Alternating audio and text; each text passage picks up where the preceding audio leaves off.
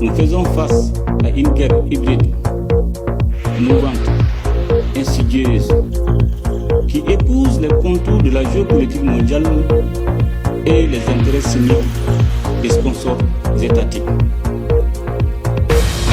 Les groupes terroristes, avec l'appui de ces sponsors, ont changé de mode opératoire. Leur objectif est désormais d'épuiser nos infrastructures stratégiques et d'étouffer notre économie. La bataille ne se passe plus uniquement sur le terrain militaire, elle se joue aussi dans les esprits.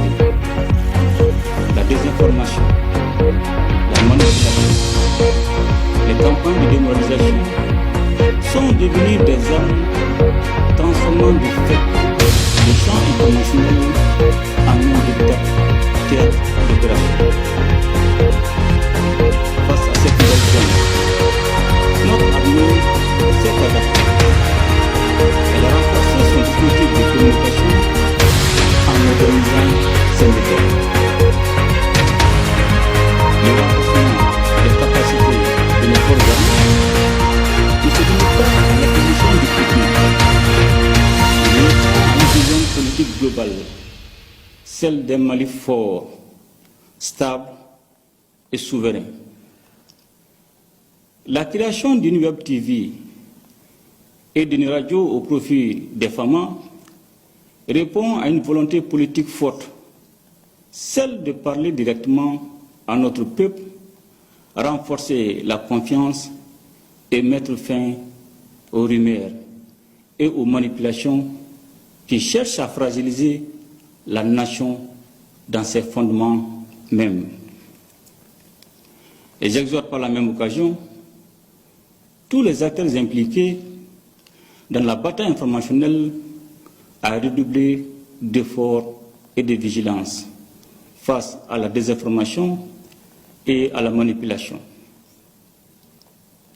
Sur le plan de la modernisation, la digitalisation de l'administration, avec la finalisation du système d'information de gestion du personnel de la défense, marque une étape décisive vers une gouvernance plus transparente avec une plus grande maîtrise de nos effectifs.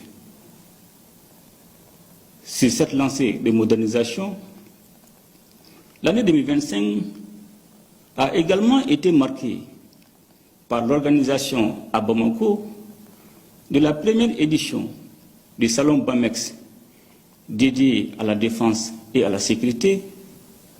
Cette initiative a constitué une vitrine de notre ambition technologique et a servi des cas de rencontre entre nos forces et les industriels du secteur, en vue de renforcer l'équipement, la formation, le partage d'expériences et la coopération avec des partenaires respectueux de nos choix, au service de la lutte contre le terrorisme. Officiers, sous-officiers, militaires du rang, mes chers compatriotes, dans le cadre de la coopération au sein de l'AIS, les forces armées et de sécurité ont conduit d'importantes opérations coordonnées avec les pays frères de la Confédération des États du Sahel. La coopération renforcée entre nos forces armées est un levier déterminant pour éradiquer la menace terroriste et répondre aux défis transfrontaliers. L'opérationnalisation le 20 décembre 2025 de la force unifiée de l'AES et la validation des documents stratégiques fondamentaux traduisent notre volonté commune de bâtir une sécurité collective durable, fondée sur la solidarité, l'intégration et l'affirmation souveraine de nos États, conformément à la charte de Lutako-Gourmand et au traité de la Confédération AES. À nos soldats, où qu'ils se trouvent, Sachez que vous êtes les gardiens de la patrie. La nation vous regarde. La nation croit en vous. La nation compte sur vous. Elle vous sera toujours reconnaissante.